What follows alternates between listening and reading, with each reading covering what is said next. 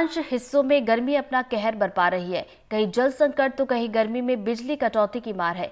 कहीं पानी के लिए लोग तरस रहे हैं तो कहीं बीमार पड़ रहे हैं।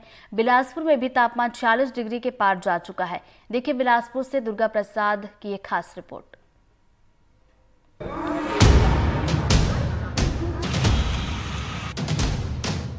छत्तीसगढ़ में लगातार बढ़ रही गर्मी लोगों को बेहाल कर रही है।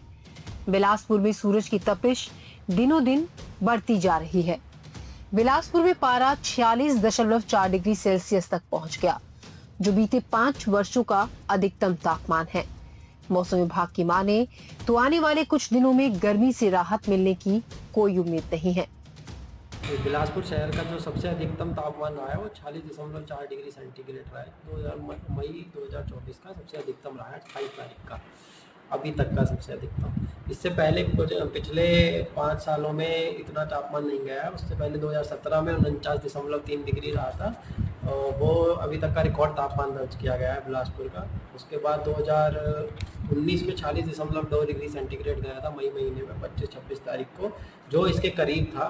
उसके बाद टेम्परेचर 40 से नीचे ही रहा है, मैक्सिमम टेम्परेचर से ज़्यादा नहीं गया है मई महीने। बिलासपुर में नौतपा के बीच अब भीषण गर्मी में दोपहर से लेकर शाम तक गर्म हवाएं चल रही हैं। इससे लोग हीट स्ट्रोक और डिहाइड्रेशन के शिकार हो रहे हैं। हालात ये है कि सिम्स और जिला अस्पताल की ओपीडी में मरीजों की तादाद बढ़ रही है।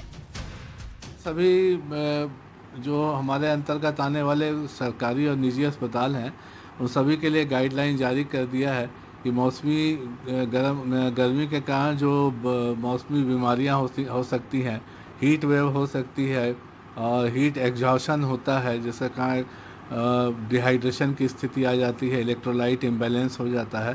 तो इन सब चीज़ों का ध्यान रखें और किसी भी मरीज को अगर इस तरह की लक्षण दिखता है तो तत्काल उसे भर्ती करके उसका इलाज करें। भीषण गर्मी से लोग ही नहीं बल्कि वन्य जीव भी परेशान हैं। जंगली जानवरों के जीवन पर भी खतरा मंडरा रहा है।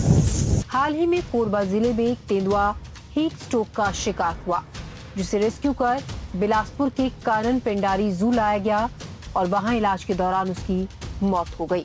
भीषण गर्मी की वजह से जंगली क्षेत्रों में पानी के स्रोत सूख रहे हैं, जिसकी वजह से वन्य प्राणियों को खासी परेशानियों का सामना करना पड़ रहा है। हाँ, इस बार नौतपा में बिलासपुर और आसपास का तापमान 46-47 डिग्री सेल्सियस चल रहा है। नौतपा में कभी कभी बारिश हो जाती थी, पर इस बार आज नौतपा का चौथा तीसरा दिन चल रहा है, परंतु अभी तक बादल भी नहीं आए हैं। ऐसी स्थिति में जंगल में जल संकट होना निश्चित है, क्योंकि हमारा जल प्रबंधन कुछ कमज़ोर है। अभी तक 2 ऐसी खबरें आई हैं कि एतमा नगर और चैतमा, 2 जगह एक पैंथर हीट स्ट्रोक का शिकार हुआ, जिसमें एक पैंथर को यहाँ पहुँचाया गया कानन पेंडारी में और वो चिकित्सकों के इलाज के बावजूद दम तोड़ गया, जबकि दूसरा मरा हुआ ही कुछ दिनों पहले मिला था।